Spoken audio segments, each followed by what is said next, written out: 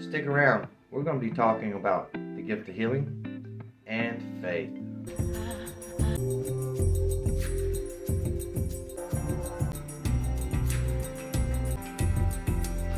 If you would, please understand that the gift of healing and faith are very closely tied together.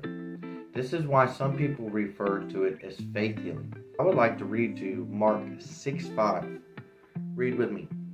And he could there do no mighty works, save that he laid his hand upon a few sick folks and healed them. This is in Jesus' hometown. And in Mark 6:2, they knew that he was doing miracles before he came. Let's read 6:2. And what wisdom is this which is given unto him, that even such mighty works were wrought by his hands? Now, it also goes on to tell us that they had a lack of faith because he grew up with them, that they saw growing up could become a mighty man doing miracles. But I also have two other reasons why today we have a lack of faith for healing. Let's get into that. Let's start with the topic of charlatans. Take the fresh breath of the Spirit. Break it in the name of the Lord. See this? Can you see that? That is, it's filling out. You feel that subside, yes? Run around, let me... But I want you to understand that this isn't a new problem. Even the apostles dealt with it. Let's read a passage from Acts 8:18. And when Simon saw that through laying on of the apostles' hands, the Holy Ghost was given, he offered them money. You see, these guys are just out for the glory and the money. Let's just get rid of the bad apples and save the good apples that we do have. Now, let's also talk about those who believe that the gifts have ceased.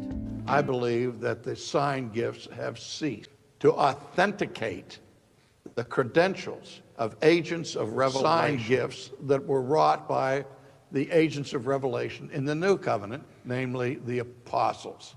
If that's a sound argument, then obviously non-agents of revelation do not have the ability to be that.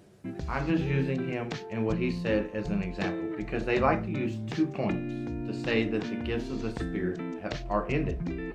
And that is one, that when the apostles died, the gifts died with them. Just do a Google search. Look into the history of that, and you find that that is not true at all. Even the early church fathers, look into them. They continue to write about it long afterwards. This is clearly not true. Easily search it out for yourself.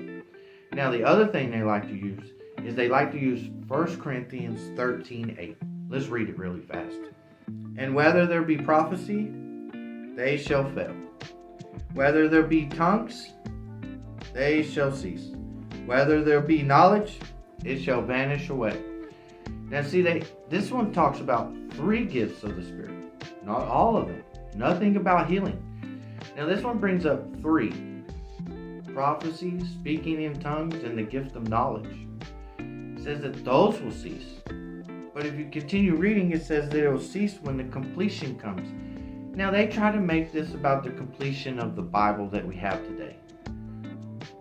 If the Bible interprets the Bible, show me that elsewhere in the Bible. Matthew 12:31.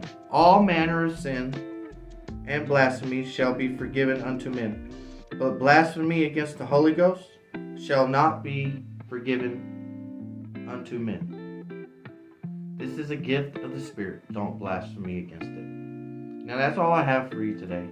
And as always, remember, I love you, and here's the bridegroom. Here's the bridegroom. Come on out to meet him. Come on out to meet him.